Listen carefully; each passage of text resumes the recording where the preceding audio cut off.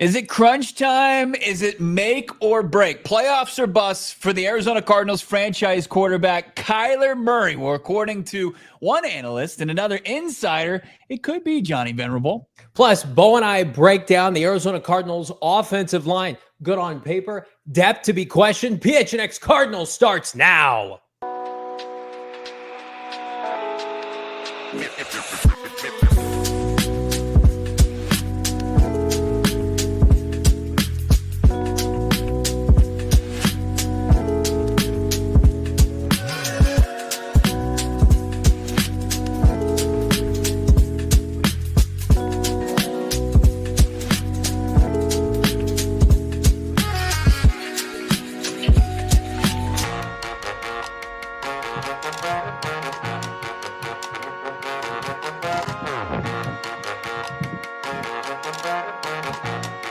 Hey, welcome in. Live from Studio K, presented by our friends at Circle K. We are back here on a football Monday. Welcome in. It's the PHNX Cardinals podcast, your premier #1 Arizona Cardinal podcast. Like and subscribe. Leave us a 5-star wherever you get your programming. I'm Johnny Venerable. He's Brack in Studio K. Noah Man behind the mic here. 2 weeks away from NFL training camp, kicking off with our precious Redbirds. And boy, do we have a ton to talk about in the meantime, Bo. Yeah, we're ramping up towards training camp, and I like the aggressiveness. Like and subscribe. Damn it. Appreciate everybody out there tuning in here. As you said, we're loaded up. I love it. The Jakey saying hype on a Monday. Absolutely. We don't know any other way. It's all hype around here. All Damon dogs go to heaven. How we doing? Fishbowl Flash, Ozzy, Ryan Walker, I got Chef. Hopefully continually on the men. Just a great little show lineup for you. I like it. Danielle Barnett as well. Robert, Rebel Leader. Benjamin, nice little wave. I like that. Nice graphic. Noah, always elite in the graphic department. Chris, yes, of course you've liked, subscribed, like day one. We know that about diehard Chris. But yeah, a lot to talk about. Positional previews continue, and so much more, including a podcast done by Connor Orr and Albert Breer. Yeah, everybody drop a like on this video. Again, continue to make us your #1 Arizona Cardinal podcast because of all of you and your support. And we've long supported quarterback Kyler Murray. We've been with him this offseason. Had a blast this offseason. I think Bo and I are very much in the camp. He's going to have a good year. And why wouldn't he? I mean, his head coach believes so. His offensive coordinator, the infrastructure is the same. But that doesn't stop others, rightfully so, questioning the state of the Cardinals. Because I think what leads us into this conversation, we dropped a mini video on demand over the weekend, but we wanted to touch on it again today per people's request, is people look at this roster. And I just saw the guys that did the top 25 under 25, the guys that were at PFF, that's with the 33rd team now. They're good stuff. We had them on the show. They basically echoed the same thing with their Cardinal preview. Cardinals roster is ready to win. Cardinals roster is like bordering on great, really good to great. Can the quarterback take the next step to get them to where they want to be, right? And I think, again, if this was the AFC South or the NFC South, people would just be like, yeah, Kyler Murray's the guy. Right. They can win 10 games. But because you're in a division with McVay and Shanahan and the very competent Seattle Seahawks, like you're measured against very competent to great organizations. And so the question then becomes, like, if Kyler Murray, with an infrastructure like this and a roster like this and a head coach that we all love, it's like, if not now, when? At 28 years old. And so that was basically poised to Connor and Albert Breer, who we love, who's been on the show, Bo, and they were very much in the camp that, like, it's got to be 2025. Yeah. Look, I mean, it's one of those things where it seems like it's jarring to say, hey, like, it's playoffs or busts. And if they don't make the playoffs, that this could spell the end for Kyler Murray and his Cardinals era. But I think everybody's probably firmly in agreement. Like, where they want to go to the playoffs this season, and anything that kind of stands in their way, if it's poor play or from anybody, that they'll start to kind of look at it from a critical eye and say, okay, well, what went wrong? Because we fully believe, we have a huge sense of conviction that this roster's been built to contend. And, a lot of this, especially the Kyler Murray part of it, is looked at from kind of a negative standpoint. Like, well, it's been 6 years, 7th year. This has got to be make or break for the quarterback, where I think that, the organization doesn't look at it like that. They've got full confidence in Kyler Murray, and you should, because when you really do take in consideration his season, like especially from fantasy standpoint or just statistical standpoint, the numbers were pedestrian, but you also have to take into account, like, Kyler faced the toughest schedule a quarterback could face last season. He did. Yeah. And he put up decent numbers. We all had higher expectations. There were moments where it disappointed, but decent numbers overall. Then he faces the 5th easiest schedule for a quarterback going this year, way more conducive to success. Now it's up to Kyler, who I think is well equipped to have success in 2025 and should have the ability to take this team to where it wants to go. I'm just going to be honest. Like, I don't think it's predicated on anything other than health this year. I don't think they're in a position to move off of him, even if he underwhelms some people. What is the alternative? Like, again, like, I would love, and we're going to open it. I want to open it up to the chat. We've got the most distinguished acumen, at the right level chat when it comes to talking Arizona Cardinal football. It's like high level. High level. If the Cardinals trade Kyler Murray for 2nd, 3rd round pick next year, or they cut him, or whatever, his haters want him to do, what are the Cardinals doing? And again, it might be not fair to pose that 6 to 8 months out. Do you think a franchise quarterback is going to be available? You think a great quarterback? Like, I think, again, I think they told you this past offseason, we didn't like these quarterbacks, and we sure as hell didn't think any of them can compete with Kyler Murray. Like, if you're going to do this, then flip and do it the right way. Like Jordan Love with Aaron Rodgers. Draft somebody, develop somebody, and then have a roster that can support a rookie, or a 2nd-year player more so. The Cardinals are going to be good this year. They're not going to have a top pick. The Packers drafted Jordan Love in the 20s and then sat him for 3 years. Like, the Cardinals are not in a position to go into the offseason cold and blind with no quarterback. So I'm sorry, like, unless he is a complete liability and he doesn't play at all, if he plays 17 games, like, you think his production is going to fall off a cliff where they can't roll with him anymore? His production's always been above average to good to great. And I have no doubt that that's what it's going to look like this year. Is it going to be disappointing if he can't get over the hump and they can win 12 games and win the NFC West? Of course.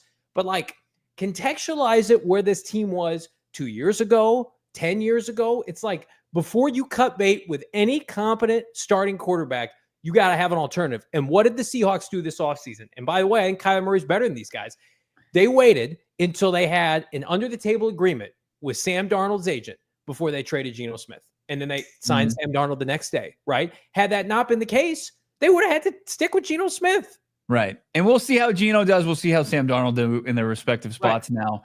But, like, you have to think back. You have to go back a couple seasons, really, when the last time an established veteran was traded, acquired, and then found success. It's usually been guys who were overlooked, cast off, that kind of were picked up under the circumstances of under the radar, thinking like Baker Mayfield or Sam Darnold, even the last offseason. There weren't any expectations for those guys to come by and be franchise quarterbacks, even though they turned themselves into. Well, I mean, we'll see on Sam. Like, he had a great year, right? 35 touchdowns, and Seattle has full belief in him. But, like, Baker Mayfield's now done it in back-to-back seasons to where, like, yeah, it would be Monty Ossenfort doesn't strike me as a guy that's just going to say, well, we feel like we know something about Kyler Murray and that he's got a ceiling to him, but at the same time, we're just going to take this complete blind leap of faith without any kind of safety net and any kind of, like, true option to pivot off of, especially when they would be going in, like, year 3 is a pivotal year. You think this is a pivotal year? If they're under 500 or non-playoff team this year, the pressure is ramped up next year, and you're going to do it without an established quarterback. Like, that becomes even a tougher assignment, I think, for the head coach and GM. You know, we talk about Baker Mayfield. I sent you the article today. It was like an exercise that NFL.com did where they pitted, like, the best trios out of each university. And I think Oklahoma had the top, like, contingent of quarterback, running back, wide receiver. And the quarterback was Baker Mayfield. Baker Mayfield was out of OU, not Kyler Murray. And that's fine. Like statistically, you look at Baker Mayfield, he's had an unbelievable run the last 2 years, 4,000 yards, 40 touchdowns last season. He's been fantastic. And you're like, Baker Mayfield, to where he was pretty much cast off and done, according to most people. He was 27 years old. He went from Carolina to cut from Carolina to playing for Sean McVay, and then going into the offseason, the Bucs took a flyer on him, and then emerging for the Bucs in year 20, when his 28 age season. Kyler Murray turns 28 in August. This is the time for him to really emerge and show he was worthy way back when in the #1 overall pick and in a franchise quarterback in this league. Yeah, and like for the people who would recommend, they'll go get a veteran. They can be Baker Mayfield. Like those are the outlier occurrences that happen with the right infrastructure, and also those head coaches that acquired said players didn't have the pressure. Like Todd Bowles is a perennial playoff contending head coach, right? He's a good head coach. Tampa's not going to do better than Todd Bowles. And then we saw last year, Kevin O'Connell didn't even plan to start Sam Darnold. JJ McCarthy was going to start for them. And then Sam Darnold just, backed into the job, played well, give him credit. But like, I'm sorry, that's not like having a plan. Those were backup options that worked out, right? And I fully expect, like, if the Cardinals cutted bait with Kyler Murray, that another franchise would think, okay, we can make this work. So the Cardinals are not in a position to relieve themselves of a player like that. And I'm with you. Like, I don't know if Kyler ever have like the Baker numbers for like that he had last year, because they were so robust through the air. And we spoke to Kyler Murray earlier this offseason, and he wants to run more. Like I think you got to talk like total touchdowns as opposed to like passing and rushing. So, or only passing. But to me, it's like, can Kyler Murray get to like 35 total touchdowns this year? Like, that'd be a tremendous year for him. Like 25 passing touchdowns, 10 rushing touchdowns. I think that'd be great. Yeah. I mean, I see in the chat, saying this is MVP season for Kyler. Like, I don't even need that. I don't need most valuable player, Illini McGee. Like, I mean this in the best possible way. Like, if he just plays like a borderline top 10 quarterback or firmly in the top 10, like, he doesn't have to be in that elite level. Like, he doesn't have to be up there with Josh Allen and Lamar Jackson and Joe Burrow. Like, those guys can be there. But if he can be, number one, a consistent game manager. And I know that sometimes is looked at as a 4-letter word around the league, but now it's being more kind of looked at positively, especially by guys like Jonathan Gannon, and then also be able to put on that Superman cape with his skill set. Like, you'll take that. If he's playing consistently throughout the year, like, the numbers are going to follow. But like, for him to have to get like the national acclaim in order to be an MVP, like I've kind of like, I don't need that anymore. I just need him to be as consistent as possible, because I know the Cardinals' success will follow. Can I just say this too? Like, it's okay to have standards, and it's okay to contextualize standards with each franchise. Mm-hmm. I like watching like good, competent football. And for the most part, Kyler Murray gives you that. Mm-hmm. This is not, until it remains to be seen, until further results are indicated, this is not the Packers. This is not now what the Chiefs have become. Like, you take baby steps here. And like if Kyler Murray gives you 5+ years of good, competent quarterback play, why would you be in a rush to move off of him? And for me, it's like, if you have a plan in place to rebuild this roster and you're going to do it wisely, why would you take the opposite approach with the franchise quarterback position? Like, it would be a Keim move, in my opinion. We bang on Keim a lot here because it's convenient to just say, you know what, we're going to move off of Keim or Kyler. We're going to get a different quarterback. We're going to reset here. Everything that Monty Ossenford has done here has been calculated, diligent, planned out ahead, right? Like, they have to unequivocally, in my opinion, bring in a rookie quarterback to develop behind Kyler Murray if they ever want to consider moving off of him. And again, you could draft one and develop him for a year to 18 months, whatever you want to do. You cannot get rid of Kyler Murray or cut him or whatever his haters want to do on social media until you got somebody else. Yeah. And you're not bringing in a veteran to compete with him. The veterans that are available are like what they signed this offseason, like a Jacoby Brissett, who's not a threat to Kyler Murray. Well, yeah, you have to think about like the landscape of the quarterback draft now. It's like the days are basically over. Yeah. Of quarterbacks being there in the middle of the first round.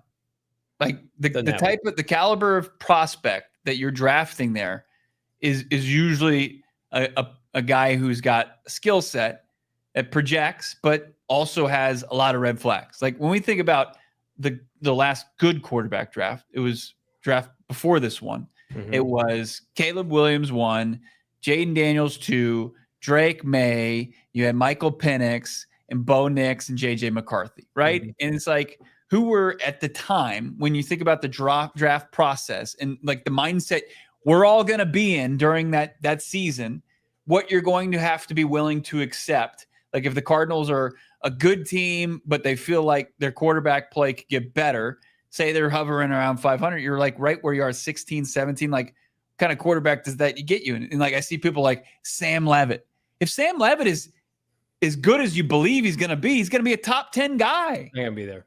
He's not going to be there. So like, you're going to have to just accept, like, either going to have to give up a lot to get up, trade up, or you're going to have to accept like, oh, we'll take quarterback 4 or 5. And he looks like Jackson Dart, or he looks like, Tyler Shuck, hopefully not as old, as far as the skill set. And a lot has to go right there. Like a lot has to go right just to reach what you're probably moving off of from Kyler Murray. And then also one thing last thing I'll say about Kyler Murray is like, if Kyler Murray is just incrementally better than he was last year, think about what those numbers look like.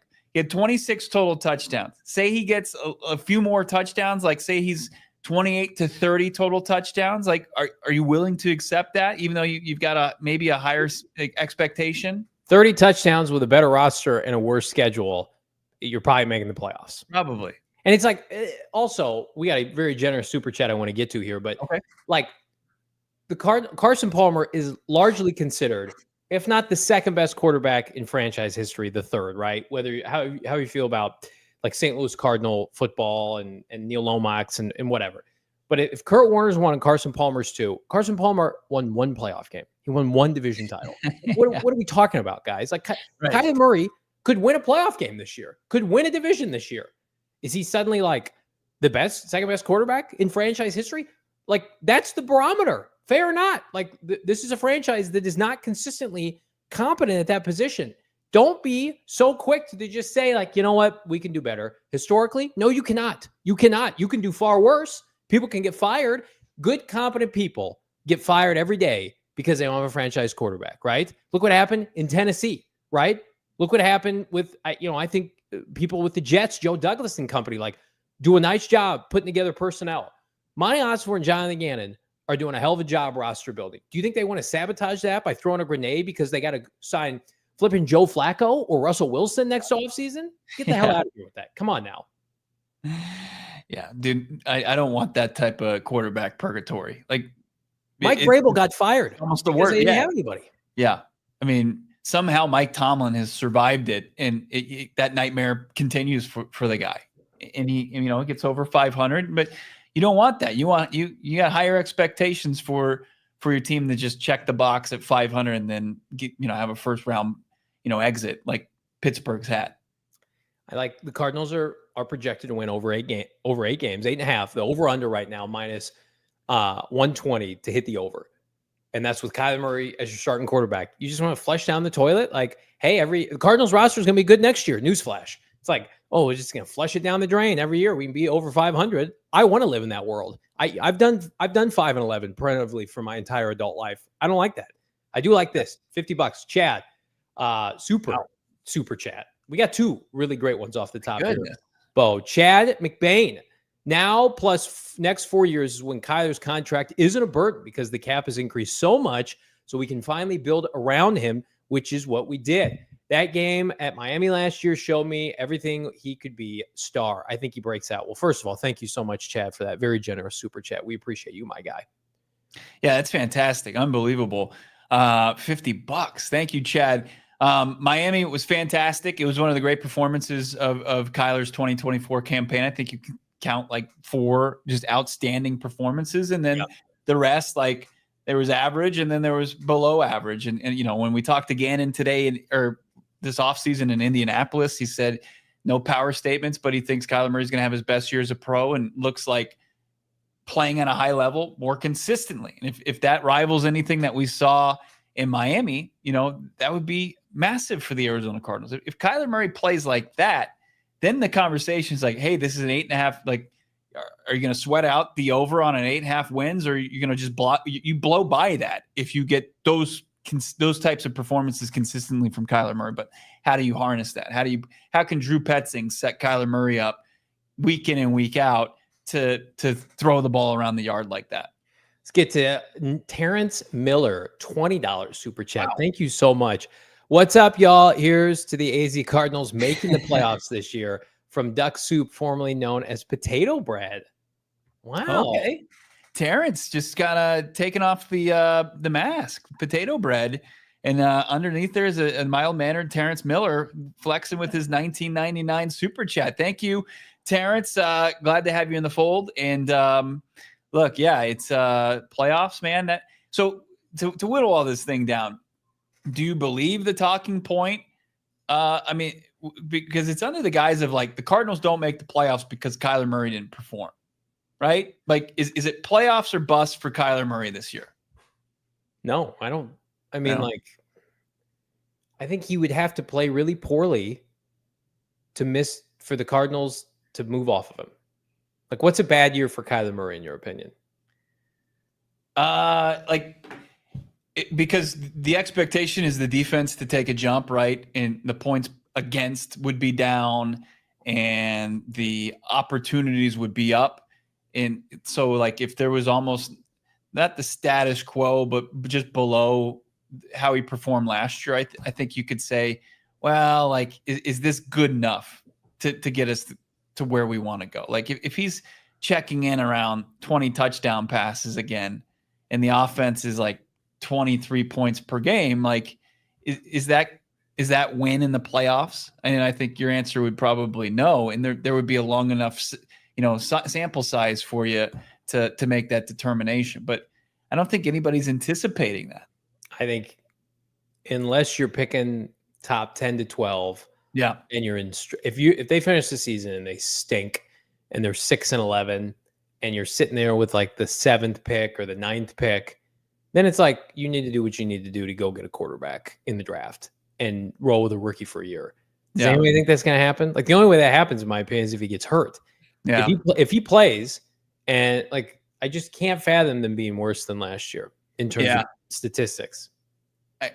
There's just a hope, a want that it ends this conversation, this debate. You want that definitive season. Like, we've been seeking it. You thought you were going to get it last year, and it was just one of those where you couldn't shut the door. Like, the door was ajar. Kyler haters were popping back in like, hey, especially the end of the season. Like, romantically, you want that definitive season where he's like, he's a franchise quarterback. And, there is a future that exists where you still have questions, but you see incremental improvement from his position in the offense. Do you think he would be the best available quarterback traded and or released next offseason?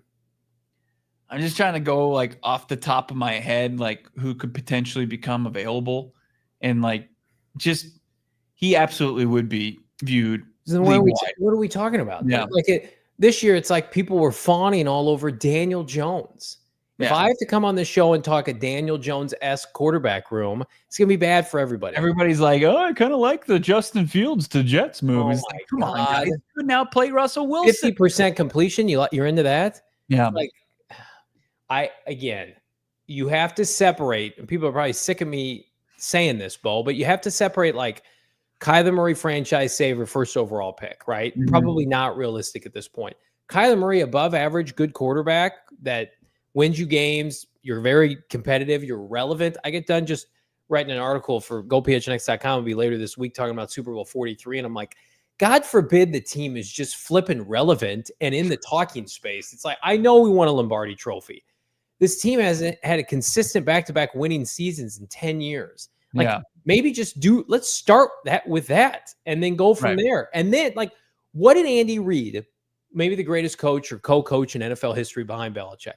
He went to Kansas City. He was supposed to come here. He went to Kansas City, and he built up the roster, and he brought in Alex Smith. And yes, they made the playoffs. A couple of years they didn't, once or twice, and they couldn't get over the hump. And people were like, get rid of Alex Smith. He's like, well, for what? And they drafted Mahomes because they traded up. And then what they do? They didn't play Mahomes. They sat Mahomes, and Alex Smith had his best year. It was a plan. It was a well thought out, executed plan. And then by the time Mahomes got in, they were ready to win. They started kicking ass. You do that. If you're convinced, if you're Monty Oxenford, that Kyler Murray has reached the ceiling, it is football malpractice for he and his family as they're trying to sign extensions and stick to the Valley long term to cut him or to trade him. You have to put on your scouting hat, just like you found, Paris Johnson Jr. and Marv and Darius Robinson. Go find a quarterback that can come in, sit for 2 years or a year, and then play them. That's the logical best way to do this thing. Don't be, prisoner of the moment in January. Yeah. See Libertarian Sasquatch saying, the old settle for mediocrity. And I don't think that's what's going on here. Like, obviously, if they fall short of playoff expectations throughout the 17 games, flaws are going to be exposed. But there is a lot of confidence as far as the direction of the organization. And like, there isn't this team being content or complacent with mediocrity. Like, I think from a team building standpoint, they're in the best place probably they've ever been. No doubt about it, actually. It's been 10 years. So like there isn't this settling for mediocrity, but there is also the reality of trying to pivot at that position is probably one of the hardest moves to do in all of sports. It's like impossible. Literally impossible. I mean, they deserve the right. Oxenford and Gannon. I said this in January, and then I saw Kyler Murray and blew me shit for this. But I'm being sincere when I say it. If Kyler Murray does not play well, nobody overreact. You just take a breath and you just say, okay, let's evaluate the available quarterbacks. Specifically, I said in the draft. Mm-hmm. And if you love a Dak Prescott developmental guy, Jalen Milroe went to Seattle in the 3rd round. If you want to do that, you deserve the right to do that. Because here's what I'm going to tell everybody right now, and this could come back to bite me in the ass. Jonathan Gannon, in my opinion, ain't coaching teams that pick in the top 10, barring a catastrophic series of events. Jonathan Gannon's got a floor of about 7 wins moving forward with this roster, right? I think he can win games with Jacoby Brissett with this roster. Maybe not a ton. So all I'm trying to say, like, you can eat well in the NFL winning 8, 9, 10, 11 games a year, right? I mean, hell, guys, the Seattle Seahawks finished ahead of the Cardinals, didn't make the playoffs, won 10 games. Okay. So you want to take a swing and go get a free agent quarterback next spring? You're going to be losing proposition. It's not a good idea. Cameron Tony saying, go back to pocket passing QB. I don't know if that's his solution suggests. I haven't been following in the chat, but it's not the offense that they want to run here. They want a guy that can move, can get out there, be mobile, and then make the throws. And Kyler Murray checks basically all the boxes those guys want. We got to get on to our offensive line preview, but real quick, here's what I want to say. Daniel Jones made the playoffs, won a playoff game. Okay. And this is where I'll back up Kyler Murray, and this is where I'll put it on the coaching staff. If you can't, as a coaching staff, get enough out of Kyler Murray to at least, as you mentioned, like be a game manager and win 10 games with this schedule and this roster, you got to look in the mirror. And people aren't going to like it because I put ownership on the offensive coordinator. Kyler Murray's not without his faults, and he's being picked apart again this offseason. Drew Petzing's not had a good offseason in terms of like PFF, ESPN, CBS Sports, people looking back at the Cardinal tape last year, and they did not evolve, right? This is not Ben Johnson coordinating the Cardinals offense. This is an offensive coordinator that also needs to step up. But to me, it's like a 50-50 split. They both got to deliver this year, and I think they will. Ton of confidence in that building that they will. We'll start to see, how much it can take a step 2 weeks from now, preseason. We'll see what the offense starts to look like, but truly going to get a sense of it early September. Going against the Saints, a good opportunity to kind of open things up. Baby. Look, they took care of business against teams like the Saints last year. If something goes awry in week one, then you can already start to kind of voice your displeasure in that. But look, one of the more consistent groups under Jonathan Gannon has been that offensive line group. Ton of continuity as far as this crew goes, but a big change as far as the coach. We'll get into it with our positional preview here on PHNX Cardinals next. Hope everybody had a happy, safe, and healthy 4th of July weekend. And again, hope you set your thermostats the smart way, like with our friends at APS. A smart thermostat works with your APS rate plan to help you automatically adjust the temperature in your home. We've got one. We absolutely love it. Did you know for every 1 degree you raise your thermostat, you could be saving up to 2 to 3% on your cooling costs? But you have to remember to adjust your thermostat, right? I can't remember. That's why I have APS. Again, smart thermostats make it so easy. If you're away from your home and you forget to adjust your thermostat, you can do it on your smartphone, your mobile device. I was driving around the other day, was able to do it on my app, came home. It was the exact temperature I set it at. Right now, APS customers, they're eligible for smart thermostats as low as $0 a month when you enroll the APS Cool Rewards program. Why not do it? If you already have a smart thermostat in your home, you can see if it's eligible. Regardless, they got free installation. Marketplace.aps.com. Again, you got to be an APS customer. You got to pay shipping and taxes. Other restrictions apply. Go to marketplace.aps.com, Bo, for more information. It was an unbelievable holiday weekend. Of course, you had the hot dog eating contest. There was some money thrown around on Vimy between me and some buddies as far as is Joey Chestnut back or not? And, the answer was an emphatic yes. And once you cashed in, I didn't have to go chasing down buddies saying, hey, you owe me for that one. Because Vimy, of course, the betting app, the person-to-person betting app, it's finally one where it takes out the middleman. It's just going to be betting 1-versus-1 or group settings.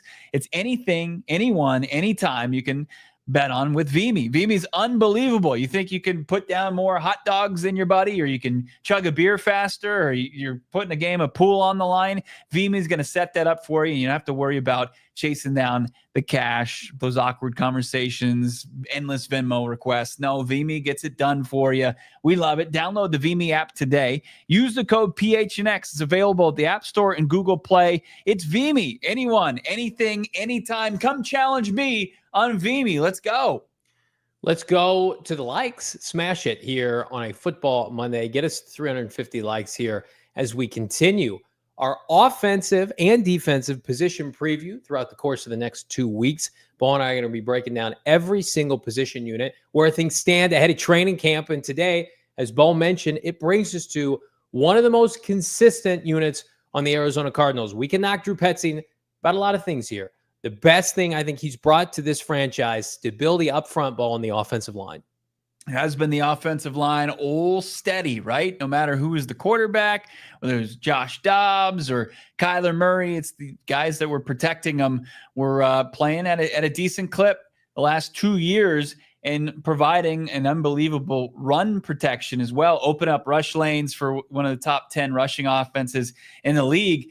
Biggest question is now, without Clayton Adams as he exits to Dallas, can the Cardinals do it underneath Justin Fry in year 3? And it's so pivotal that they do get the protection for Kyler Murray, and who we just talked about for a while. Like, can they do it? Can they not get it be the status quo, or can it be better? Like, do you see this offensive line, Johnny, with maybe some upside? I think there's a case to be made at a couple different positions, and then there's guys that are just going to be in there that are serviceable starters.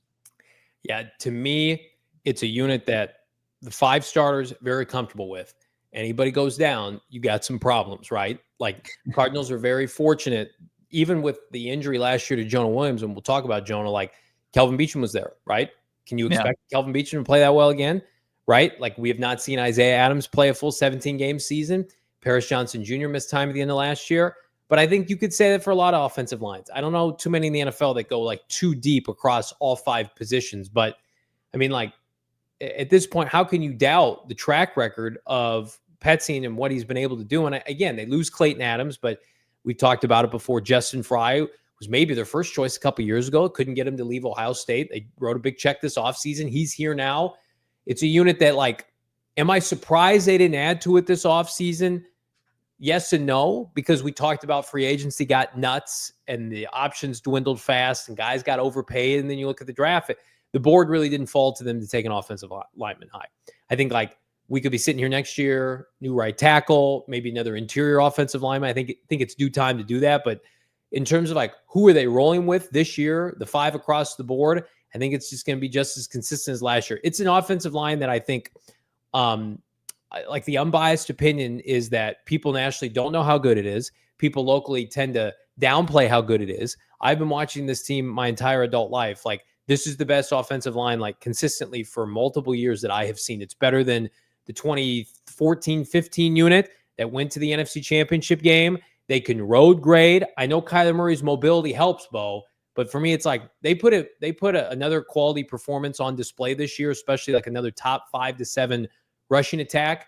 Then there's no doubt about it. Like this unit, like say what you want about Petzing, his unit is offensive line friendly, in my opinion. Yeah, it sets up, it bodes well for, not having your starting 5, but when you do, you should be in a great spot. And like the biggest key here is your franchise left tackle. And Paris Johnson Jr. going from year 1, starting and playing each and every snap of his rookie season, and then switching back over to his natural position left tackle was an immense success. Like the guy took not just a small jump, he took a large jump. Just turned 24 years old. And we talk about when offensive linemen kind of hit their stride at the next level, and he's still a couple of years from that. So to think like he can get better and better, and you've got the young pass rushers in this division, but you've got that old security blanket, you've got that blindside protector in Paris Johnson Jr. Like that's a big box to have checked for the Cardinals. And like think, can they get better? Yeah, they can go as far as Paris Johnson Jr. takes them. Like he's a guy that's disciplined. He's a guy that limits the sacks for Kyler Murray. And I think he can continue to just go up and up at his position and firmly be in the top 10 at tackle in the league. Paris Johnson Jr. is the best tackle they've drafted over DJ Humphries in the last 25 years. He has a higher floor, higher ceiling, more consistent, better early. I mean, DJ Humphries literally had to be inactive the first year because he wasn't ready to play. He was a red shirt. Yeah. Paris is coming in and it's just like, I'm starting now first at right tackle, now at left tackle. I think his ceiling is like Bo, as you mentioned, top 10 tackle. And to me, it's like, and we'll talk about top 25 under 25 later in the show, but to me, it's like, it's less about where does he rank? And it's just like, am I watching with my eyes like a really good player? And I am. And he's going to be the first contract extension done, I think, this offseason. If he plays well again, he's going to get $100+ million, rightfully so. He is the definition of a first-round hit, a blue chipper, and a building block. Prototypical how you want to start a rebuild. Like this rebuild would be completely derailed if that pick had not hit. If he had been Isaiah Simmons, Joe Blow in the top 10. Instead, Monty Ossenford thankfully went 1 for 1. And then I think almost as impressively has filled out the rest of the offensive line with free agents and mid-round picks that we feel like are going to establish this unit finally as one to be recognized around the NFL. Yeah. Yeah. There's confidence that PJ can take that step and continue to play his position at a high level. And then you start to look at the rest of this offensive line and, the other homegrown, drafted, and hopefully developing going into year 2, Isaiah Adams, who's, from what we can tell, probably going to get the starting nod at right guard. That's solid. And you hope okay, we think back of the horse show that was the preseason for Isaiah Adams to where he was in there playing each and every game at the end of the season in place of Will Hernandez, who's lost for the year with the knee injury. Can he take the step? There's a confidence that this is a guy that has the size, the athleticism, the skill set to do so. And then you start to look like kind of the glue guys around that, right? Like you're mentioning, it's everything you broke down. You didn't say his name outright, but Evan Brown at left guard, you have to feel like, okay, he's serviceable, and that's fine. Sometimes around this league, instead of going out and giving Will Fries 5 years, $90 million, you go out and you give Evan Brown a very, a decent deal for $14 million for 2 years. You'll take that. Probably probably gives you a better chance at team building overall and hitting at some more premium positions than the interior of the offensive line until you can draft one. And then Yelder Froholt, so steady at the center position. And you love it. The only spot on this offensive line that I have my reservations about is the right tackle spot, because it's they're running it back and it wasn't it didn't give you any kind of comfort week in and week out. You had Jonah Williams, who got injured right out of the jump, to you had Calvin Beachum playing that position most of the year until Jonah Williams came back only to go out again. So it's just like, that's what you're going to bring back here in 2025. And that's the one, like, hey, I've got my concerns about this spot. Had Josh Simmons' knee been okay, like, would he have been the 16th overall pick?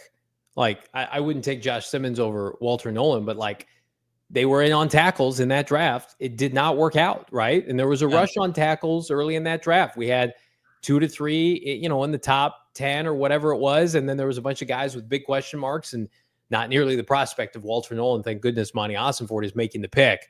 But I'm right there with you. Like, Jonah Williams did not play well when he played. He was just okay. I would have never put him back in the lineup. I was, adamant about that at the time. I would have kept rolling with Kelvin Beachum. You roll with a good thing. And by the way, I don't think that they'll hesitate to make that decision this year. Jonah Williams gets injured again, or if his play is not good, Kelvin Beachum is back. Like, I'm sure Kelvin Beachum's been told, like, one and done. Like, no more parachutes here. Like, because you make an argument the offense was not the same. And I know it wasn't Jonah Williams' fault that the offense did not play well post-bye. Everybody had a hand in that. But, like, to me, you got to roll with continuity. So you got to have one good year left from those two guys combined, because Jonah Williams, I think, is very much year to year, as is Kelvin Beachum, who could be a year away from retirement. But that's a position where, like, a rookie next year would not surprise me. And then speaking of rookies, like Isaiah Adams at right guard last year, like, that's what they want to do every year in the draft. They want to get a guy with like a top 120 pick or a top 100 pick and develop them. And then when they're ready, play them like 2/3, 3/4 of the season in. I mean, Jonathan Gannon was bullish about him when we saw him at the combine. I think he could be a breakout player. He has exceptional traits as a run blocker, and he perfectly complements Evan Brown, who was one of the best pass protecting guards that they had last year. Played over, I think, like 1,100 snaps did Evan Brown. And he's a great pass protector. Isaiah Adams has a chance to be like a top 10 run blocking guard in the NFL. Like, they will run right behind him, or he will pull opposite behind Paris Johnson, and, prayers up to those defensive tackles and defensive ends. So I like the variety. And again, I want to see it gel this training camp, but the biggest question mark and the most pressure is on Jonah Williams, no doubt about it. Yeah, let's take a look at our offensive line breakdown here. Noah just was in his bag here creating this graphic, and you got your starters: PJ, Brown, Froholt, Isaiah Adams, Jonah Williams. You got your swing tackle again, Kelvin Beachum. You can go left, right tackle, whatever you need. And then you got a couple question marks, in our opinion, Johnny. I think your backups, Christian Jones, Jonathan Gaines, the second, like, they got to perform. Like, this has got to be a good training camp and preseason for these guys. Jones going into his second year, and Gaines going into kind of his second year. He was lost his entire rookie season with a knee injury. And then you got some additions. Now, these aren't all lock, additions. Some of these guys got to make this team. Your offensive line coach, Justin Fry. Jake Kern comes over from the Bears. Royce Newman's kind of a guy that's had a couple stops. I think most recently Tampa. Hayden Connor was a 6th-round pick. And Josh Fryer, even though he has familiarity with Justin Fry, he was an undrafted rookie free agent out of Ohio State. He's got kind of some tackle. He's I think his skill set plays as a tackle. In your key losses were Clayton Adams and Will Hernandez, who remains unsigned, and he mostly kind of focused on his business outside of football right now as he continues to recover from his knee injury. Yeah, Fryer looks like somebody who could stick because his offensive line coach is here. Don't discredit that. Hayden Connor is part of a draft class that we're very high on, was the only offensive player the Cardinals drafted. Will Hernandez keeps posting Instagram stories about his recovery. Looks good to me. But again, like, would he be willing to come back and compete for a job? Whereas, like, I think he could just be held or handed jobs around the NFL. So it just kind of depends on where he wants to relocate, if he wants to relocate.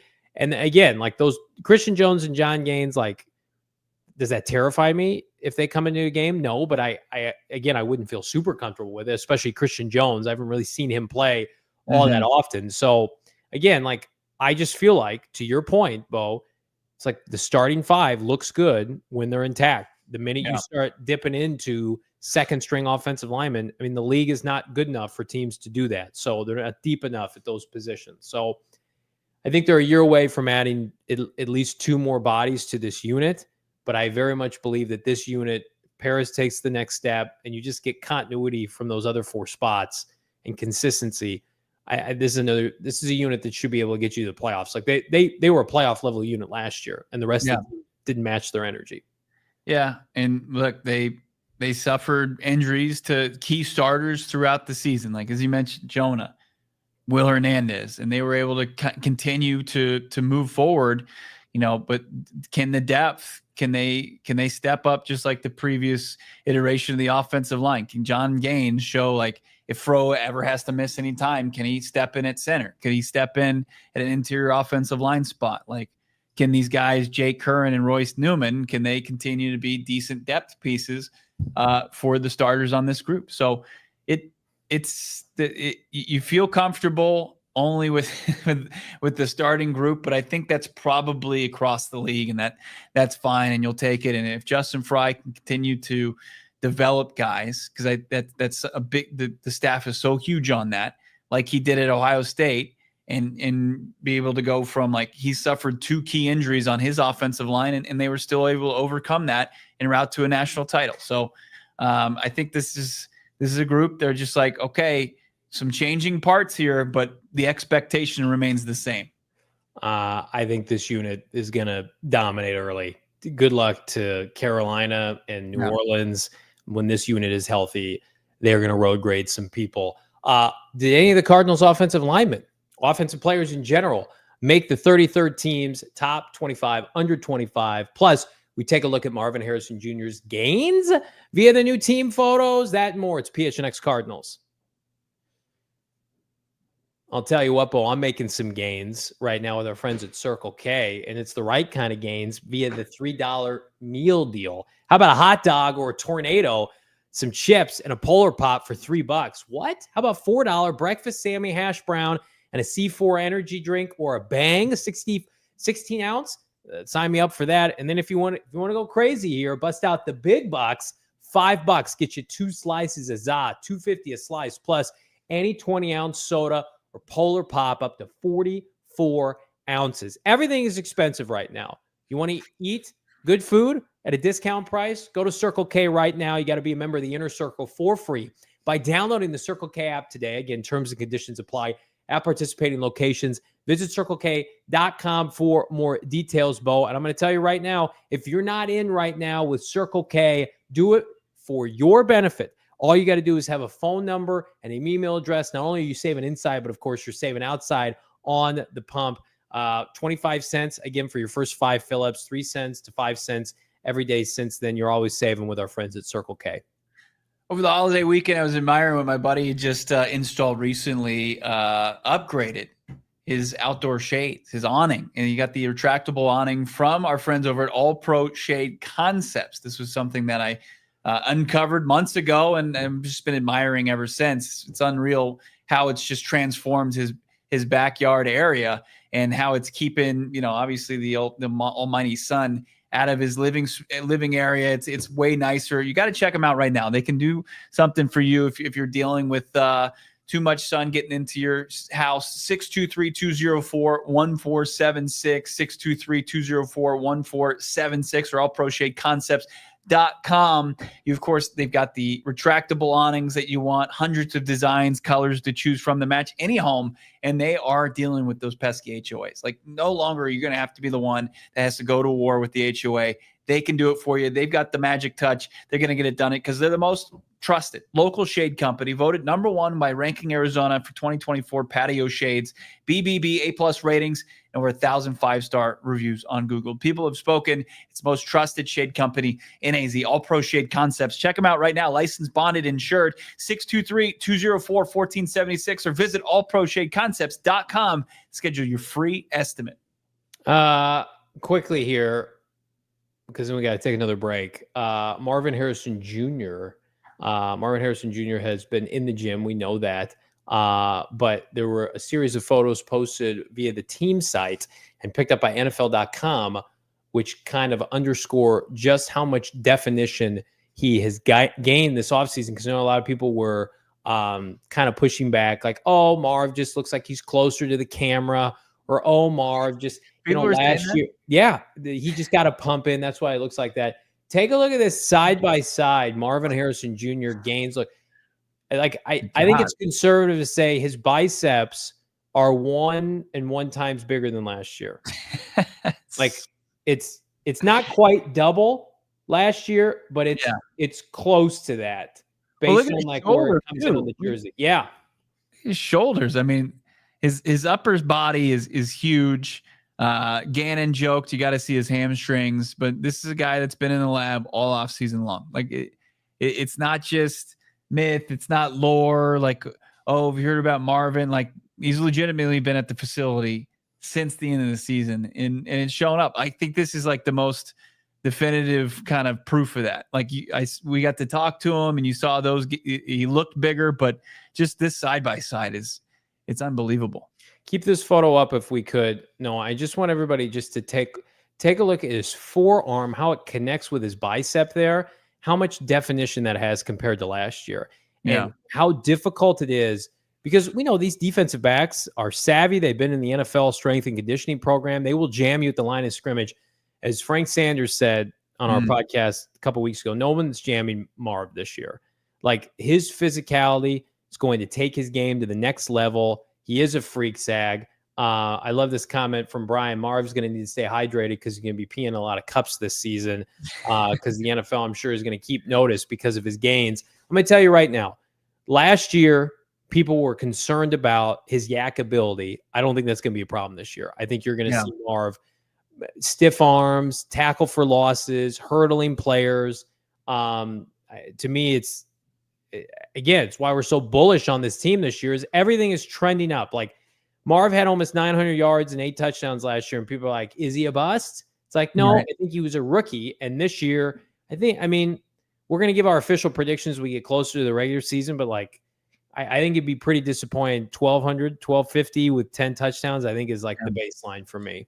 I want more than that. Like not statistically, but you talk about, how he's kind of put the league on notice. Yeah. You got the Seattle Seahawks defensive back group who were downright disrespectful in how they talked about Marvin Harrison Jr. and how they were just focused on Trey McBride. I want to see him put them in the earth. Like I want to see them like not murder them, but like stiff arm them into the turf. Be as physical as possible and say, you remember all those quotes you guys were providing as far as in disrespect towards me, like this is what you get in return. And the time that you could talk trash about me, it was quick and it's over. And now it's the Marv show.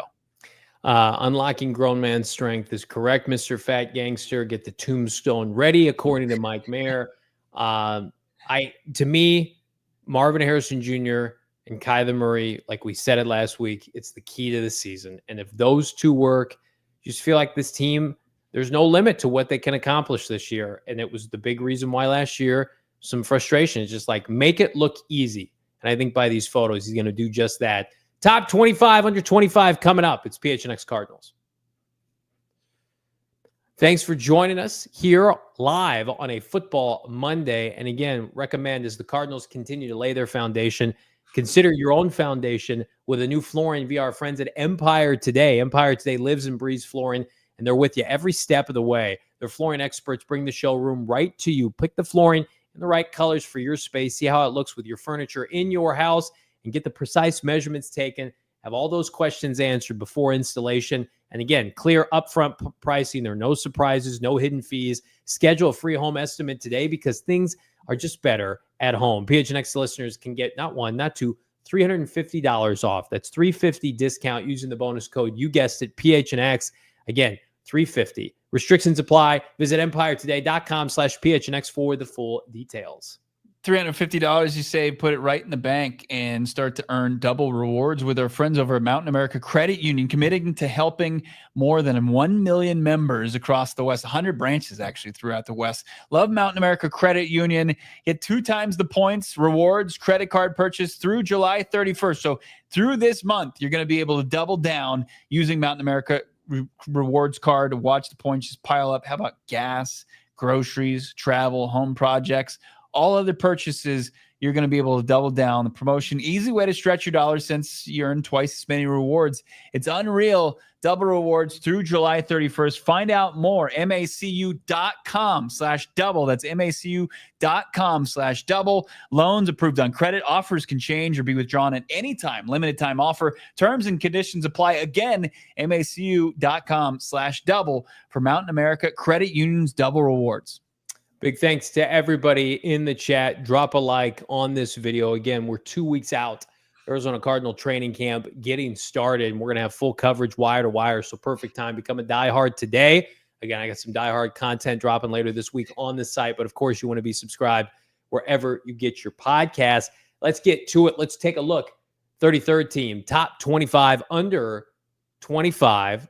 The lone representative for the Arizona Cardinals, it's Marvin Harrison Jr., clocking in at 22. First of all, I'm just happy to see Marv included.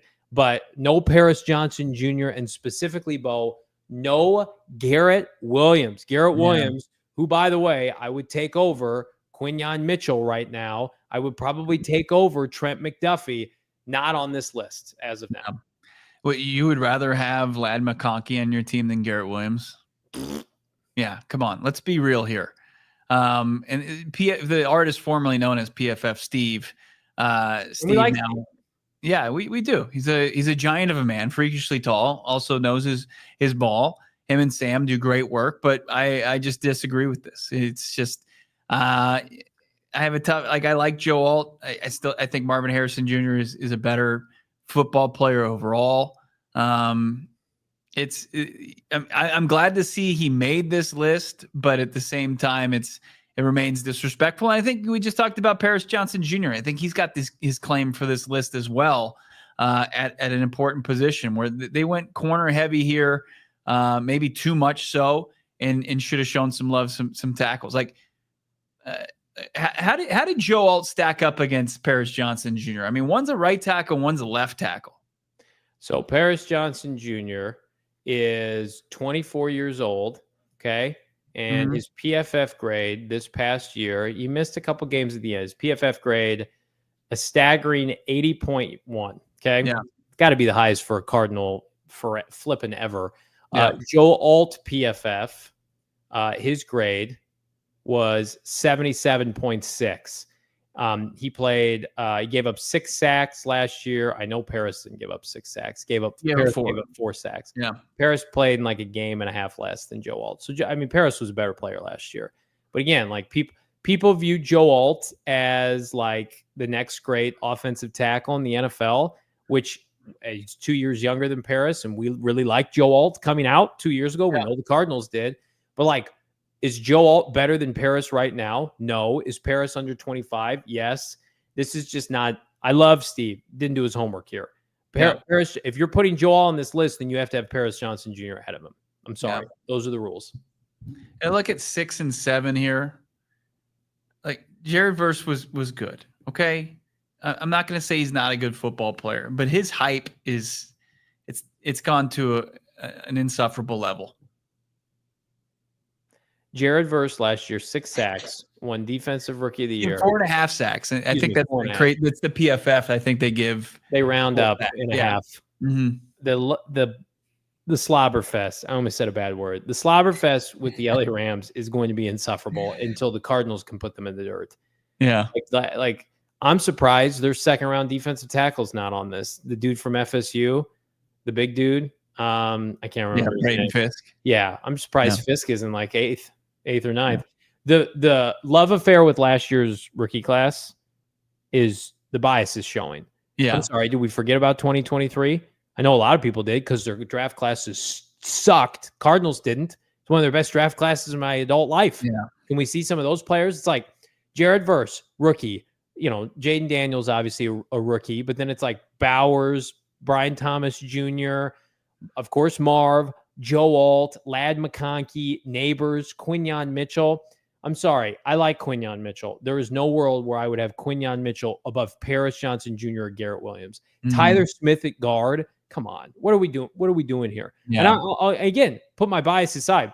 Jackson Smith and Jigba was a better wideout than Marv last year. Now Marv's got a higher ceiling. Right. So here, I'll push back on that. But A lot of this list is you're playing the hits, playing to the national audience. Hey, remember this guy? He was drafted high. Put him on the list. That's what this feels like. Yeah. I mean, I disagree with the number one choice here. Like PFF Steve is putting a safety ahead of a franchise tackle and 2 quarterbacks. Jaden Daniels should be number 1 on this list. Probably should be. Our Detroit fan Noah is shaking his head. Like I think can be number 2. That's fine. I think he's got a greater claim than Kyle Hamilton. And I think Kyle Hamilton's unbelievable, but he's not the number 1 player under 25. Like I don't even think I put him in my top 5. Kyle, if Kyle Hamilton was cut in 3 to 4 years, would that surprise anybody? That's the way the safety market's going right now. Right. Great safeties are just being released because people devalue the position. It's great when you're in it, like running back. It's great. I love Saquon. Saquon Barkley was basically allowed to walk last offseason for nothing. Yeah. Well, because the Giants aren't very smart. You'd be smart to continue with us as we go into overtime. Pew, pew, pew. Drop a like on this video. People are going to be upset about Bijan over Jahmyr Gibbs. Like the production's undeniable. Yeah, I mean Jahmyr Gibbs is far and above the better back than Bijan. I would rather have Jahmyr Gibbs as well. So there you go. Let's take a look at this list one more time. Can I just say something? Let's pull this up here. As we dissect it and just completely just throw mud at this thing. Yeah. I'm going to tell you right now, everybody be on the lookout this year. Everybody thinks Brock Bowers is better than Trey McBride. Okay. Let's see what Brock Bowers can do it again. That's all I'm saying. Brock Bowers on a horrific Raider team, much like Malik Neighbors, was spam the football. I watched those Raider games on that late window because I was hate watching the Broncos win games. And I saw Brock Bowers, it was like they would be losing like 34-0. It's just like, can we throw it to him 10 times this drive? Right. So again, and I wasn't the biggest Brock Bowers guy, as you guys know, coming out last year. Brock Bowers with 0 pressure, 0 circumstances. I know Trey's not under 25 anymore. There is no world in which I would rather have Brock Bowers than Trey McBride. Yeah. Please stop. The Brock Bowers love affair, very similar to Jared Verse. It'll be interesting to see if Geno can get him I know Geno Smith is probably a better quarterback than we give him credit for on this show, but like he traditionally doesn't throw tight ends. And he's inaccurate. Yeah. I see our guy Robert just F the 49ers, and that's one thing I really like about this list. No 49ers on this list. Oh my God. It's almost like the Niners are eroding and people aren't buying their shit this year because they're old and broken. Wow. Crazy how that works. Niners Super Bowl? No, turns out all their players are gone. Or the future is bright, but we don't have any like really good players under 25. It's like franchise quarterback, kind of. Running back's got Achilles issues in both legs, flying overseas for Turkish hair transplants. Debo gone. Ayuk injured. Juwan Jennings, your number 1 with Ricky Pearsall. And they have not developed. This is the NFL. This is not the NBA where you used to be able to. I like where the NBA is trending. You used to be able to buy a big 3 and buy a championship. The NFL makes you flippin' earn it. And the Niners earned it. They put together the best roster maybe in my adult life, that Super Bowl team a couple years ago. And now the chickens are coming home to roost. And this ain't that team. And for people to buy into that logo and that head coach, guess what? Kyle Shanahan has shown you he is not immune to sucking in last place. We saw last year. Hello. To me, I cannot wait for the Cardinals to play the 49ers and just put them into the ground, as you put it earlier. This division this year, I'm going to be so emotionally unhinged. I don't know how you're going to do it in the press box. Yeah. But our studio watch-alongs, Noah, prepare yourself because it's personal this year. It's emotional. Yeah. It was, I mean, week 3, man. That's going to be on the road in Santa Clara. That's going to be when it starts. That's when you're going to be just a roller coaster of emotion watching the Arizona Cardinals hopefully go against the divisional rival at 2-0. If they take care of business against the Saints and Panthers, and maybe serve cold plate of humiliation to a Niners fan. I saw this on Twitter. It was today that Cards Joanna put out a screen cap of Kyler Murray. They showed him like through the years, and some Niners fan picked it up and like basically called him mid or whatever. It got 81,000 likes. like a Niners fan trashing Kyler Murray, who went 2-0 against their crappy team last year. I think they have the biggest fan base in the NFL. And if it's not, it's got to be number 2. Yeah. That's why it's that much sweeter when they suck and they're losers at the end of last year. Like even though the Cardinals had nothing to play for, just loved intercepting Josh Dobbs, loved embarrassing them. Getting Juwan Jennings tossed. Yeah. That game last year where Kyler Murray housed them for 50 yards in a cloud of dust. And the coping around Brock Purdy, keep that energy that he's going to be the guy. He has marginal tools and his superstar NBA Jam, roster is gone. Like that roster, and I feel like we talk about this like every other week because it gets brought up. You will not see a better roster in the next half decade in terms of offensive playmakers. That's over. And now it's like, hey, can you elevate Ricky Pearsall, who, by the way, last year was shot and then had to come back from injury? We don't know how traumatic that was. And hey, we love Juwan Jennings. Yeah, he's a backup on most good teams. But yeah, you're just going to slide him in after losing Debo and Ayuk, and you're trashing Ayuk in the media. Like, eventually, and I don't root for injuries here, eventually things are going to catch up with Trent Williams and George Kittle. It's just that's the NFL. They are old, and they've missed time before. Bosa, Trent Williams, George Kittle, Christian McCaffrey, those are the guys that they have to have an immense amount of luck with injury-wise. All 4 have to play. They have to, right? Now they don't have as much margin for error roster-wise to be picked up. And it's just the odds of that happening are almost slim to none. Ricky Pearsall, who I was big on in the pre-draft process, I saw him in Mobile at the Senior Bowl, and I was like, I like this guy as a day 2 pick potentially. They took him in the first round, a guy that's never had 1,000 yards receiving. You might have to go back to when he played high school at Corona del Sol, but he never had it at the collegiate level. His closest was 965 yards at Florida his final season. So it's that's going to be your number 2 playmaking option in San Francisco. I think Ricky Pearsall was drafted maybe in mine to be a compliment to the superstars they already had. And it was a luxury pick because guess what? Debo was around and Ayuk had just been paid before he blew out his knee. It's suddenly like, hey, Ricky Pearsall, can you, instead of being our number 3 or 4 guy, can you be our number 1? Not. And again, imagine when George Kittle's gone and what that's going to look like for them. They're always going to be able to run the football, but I'm not a buyer on them this year. Yeah.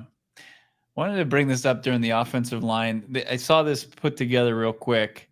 This was kind of an aggregate from different sources of Pro Football Focus, FTN, Fantasy Points, Sharp Football Analysis, kind of a composite ranking of where they believe the 2025 offensive lines are going to go. Cardinals check in at 12. And you know what? I'll sign up for that. I mean, yes. Especially when you've got like Chicago fraudulently in the top 10. They'll fall out of that quickly. And the Cardinals are borderline top 10 offensive line. Greg Braggs Jr. might be playing tackle for them at some point this year. And it's the Broncos at 2. What are we doing, guys? It's like Garrett. What's their tackle's name? Garrett Bowles in his 20 penalties last year. Yeah, Garrett Bowles playing all 5 positions for you, bros. Like they're all O-line's fine. Yeah. Whatever. I'm surprised Detroit's that for it. I know they had some turnover at the center spot, but they had a good draft there. I'm loving where Seattle's ranked. I'm loving where Houston and Cincinnati are ranked. Cardinals play both those teams.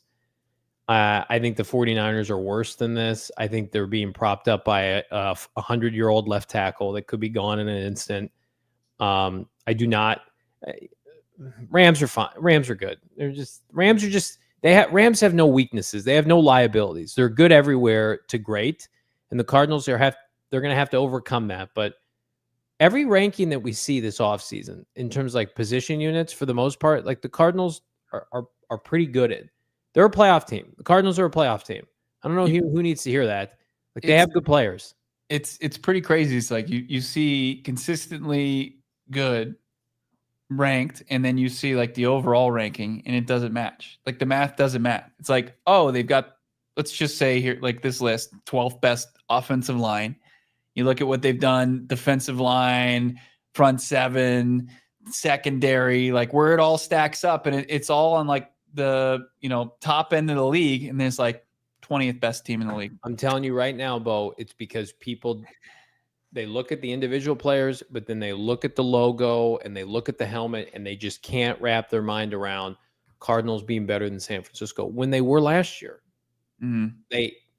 And again, like they have not won the division since Sean McVay, Daddy McVay came to the NFC West. So I get that. I'll give people a pass for that. The Niners, though, like look with your eyes. They can be bad. Sam Darnold in the playoff game was atrocious last year.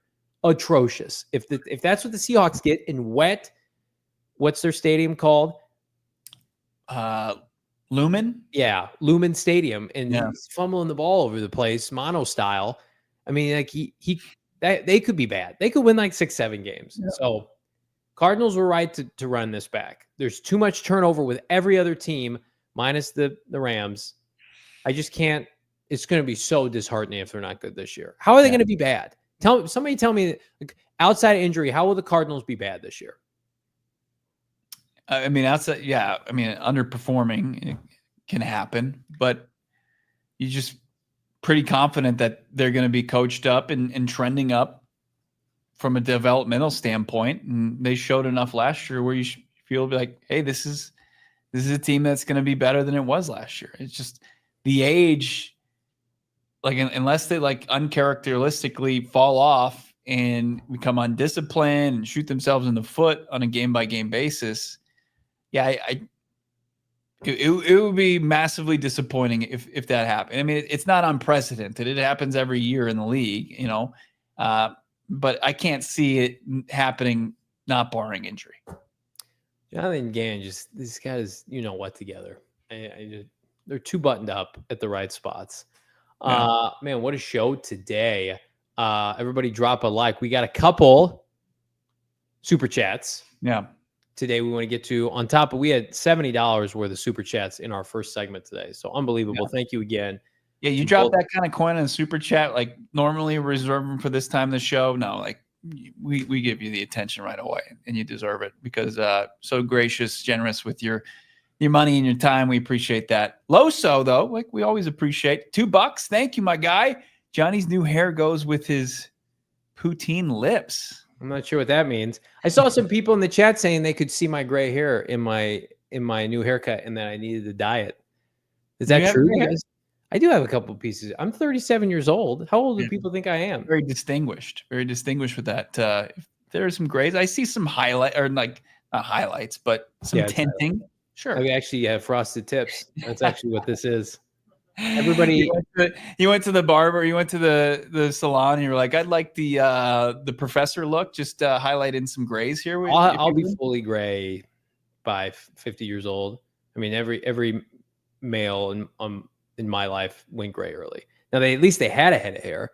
That's all I got. 5, 6.5, but it'll be gray. If we're doing this podcast in 13 years, it'll be fully gray. God, can you imagine? Do I dye it at that point? Do I go all, Can you imagine this market that probably wouldn't look too bad with a dye job, a subtle dye job? I've always been very anti-dye job, but look, okay. I mean, to each their own. But you know what? If I think your dad's got the silver look, you can pull it off. Both of my grandfathers who have since passed had full white heads of hair. But I mean, like, people were talking about Kurt Warner getting the color job with the Cardinals. People are pushing for that. He's got a nice thing of white hair now. So yeah, good company.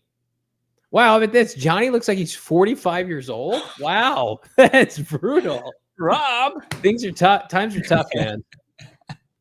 I guess I gotta grow my hair back out. I'm looking 45. Yeah. Wow.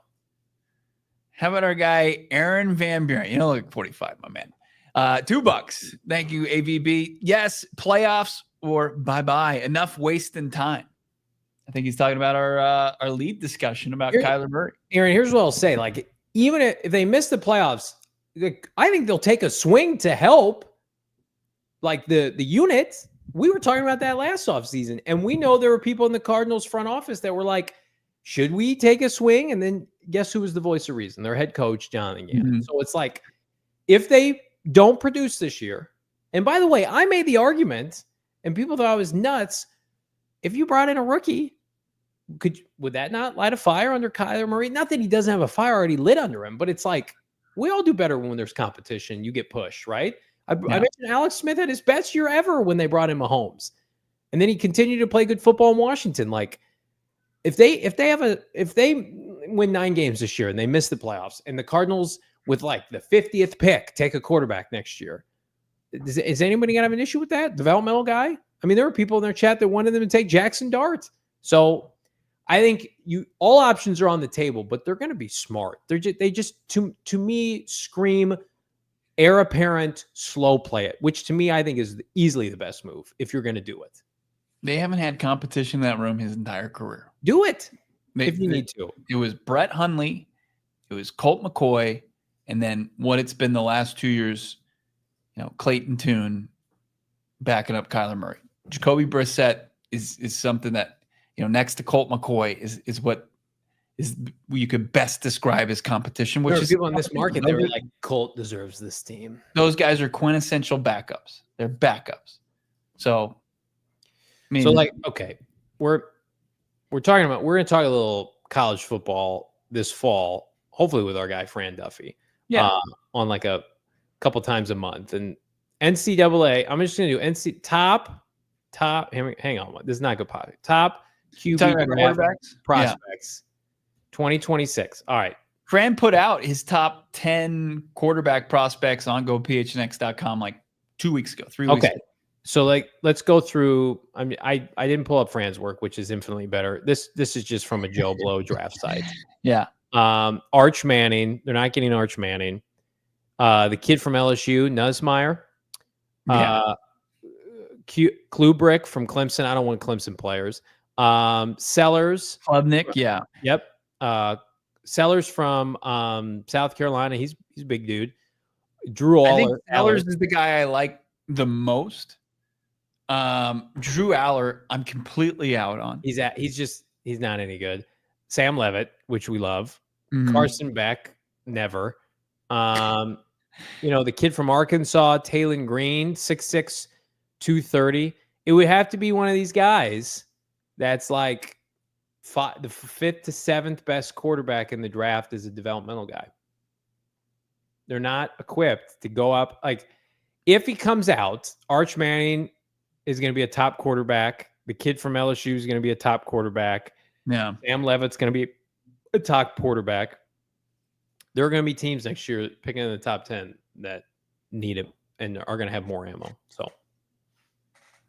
it's a better quarterback. It's a better quarterback class, and it's tough not to be. Last year was horrible. This past year there could be over. They could go over in terms of like those guys hitting. So I think it's just smart. You've talked about this during the draft process. They haven't taken one yet. Just take one. Yeah. Develop a guy. Kyler Murray's 38.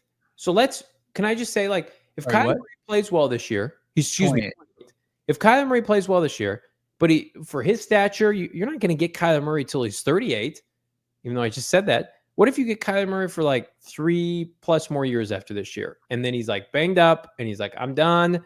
I'm going to go enjoy family time. It's just like, then have somebody ready to go. They have no backup plan, really, long term. You got to get a backup plan.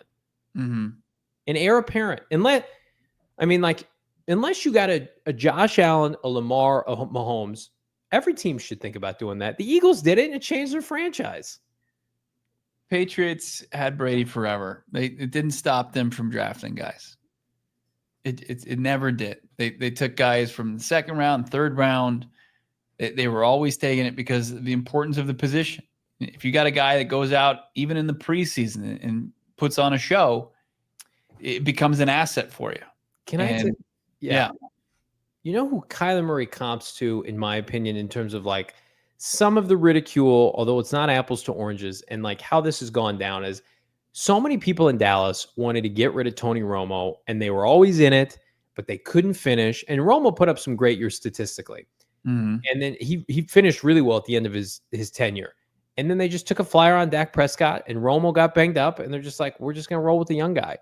It's just like, just take a guy, second, third, fourth round moving forward, just to be sure. And if you never play him, then great. But, I mean, they haven't taken a second round quarterback in how long? But like Dak's a fourth rounder, right?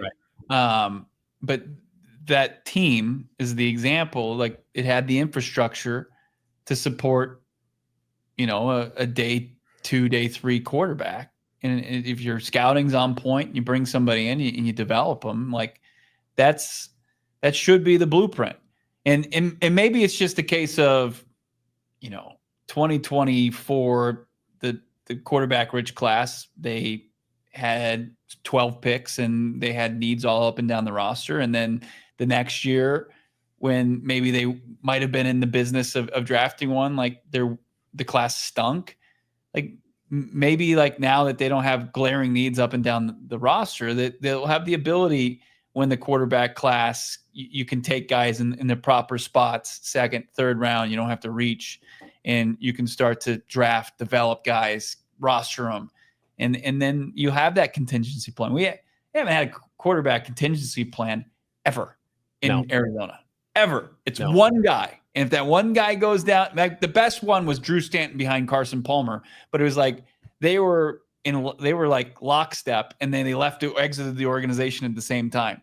Like what were we saying? Like after Carson Palmer, if you threw 35 touchdowns and took him to the NFC Championship game, like you knew like 16 and 17, like he wasn't long for this league. And where was the next step? And they didn't have one. They took like Logan Thomas, who was as raw as they all got. Yeah, it's never been something the Cardinals have done well, and they're in a position now where they have what we believe is a good quarterback, can be a great quarterback, but a good, solid option. And then, okay, you reset your rookie wage scale eventually. Get somebody with some athleticism, bring into this room, and then just the number one thing that I will commend this current regime is they know how to develop players. Like, look what they have done with 28 draft picks. Develop a quarterback.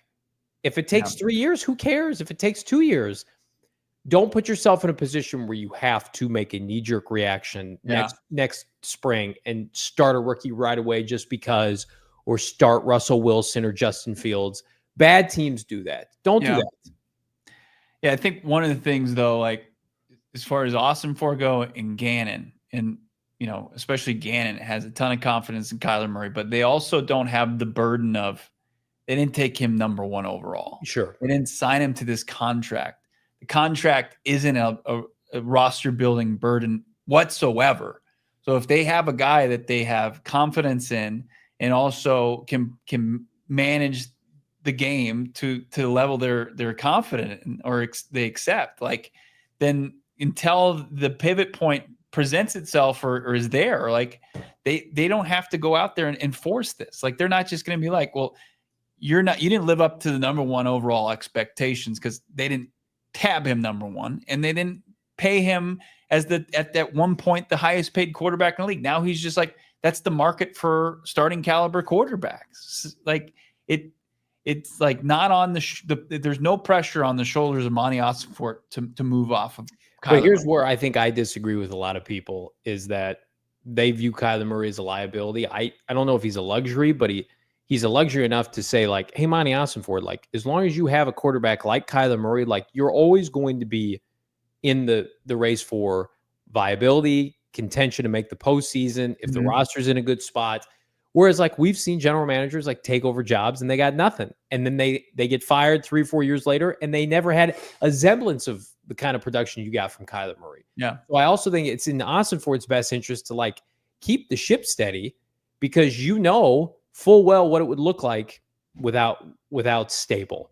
Like don't try to get happier than happy, right? If you can convince yourself that you got an heir apparent in-house, do it.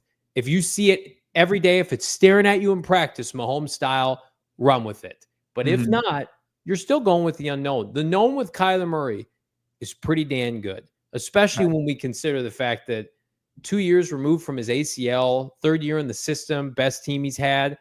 Just, hey, I'm going to tell you right now, we get through the first 2 weeks of this regular season. Like, would it not shock anybody if he's among like touchdown leaders? He's going to come out for blood. They're going to come out and try to railroad teams and bolster statistics.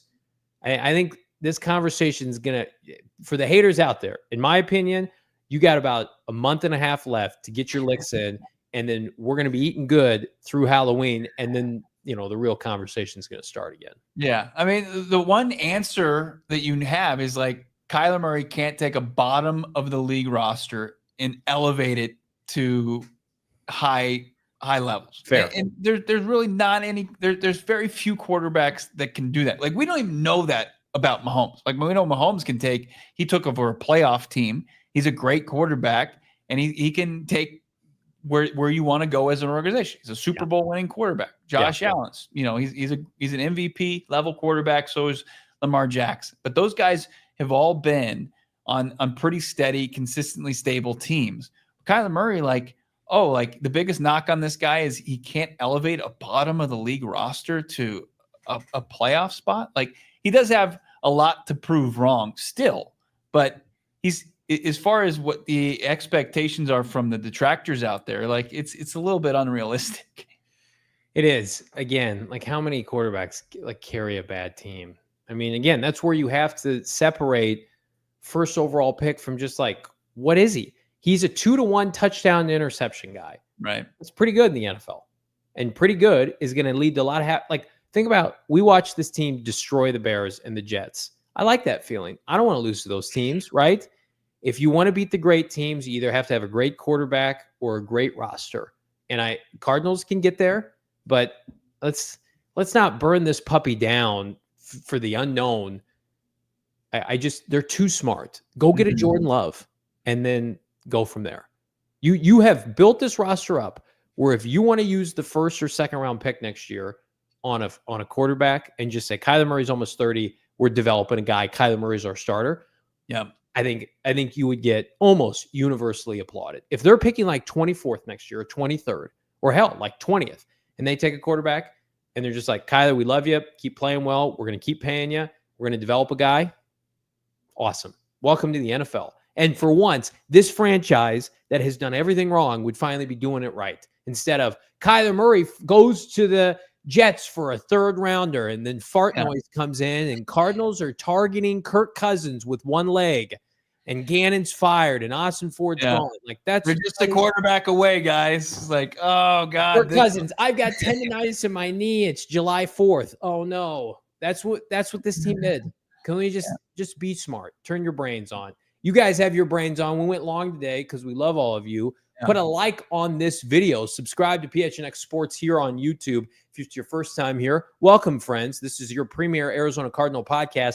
And man, oh man, 2 weeks leading out from training camp. We got some fun stuff planned, Bo. Absolutely do. Our positional preview continues tomorrow with a huge debate position battle. We'll get into it. We'll let you know what that is coming up. But in the meantime, subscribe to PHNX Sports. We're going to be talking to Garrett Williams tomorrow as well. Don't miss that. We'll have some takeaways from G-Dub's press availability here on the show. Make sure you're following PHNX_Cardinals on Twitter and Instagram for all of that. And follow Johnny, follow Noah, myself, Bo Brock. Have a great rest of your Monday. We'll talk to you tomorrow at 4:30 right here at PHNX Cardinals. We all silly like the mayor.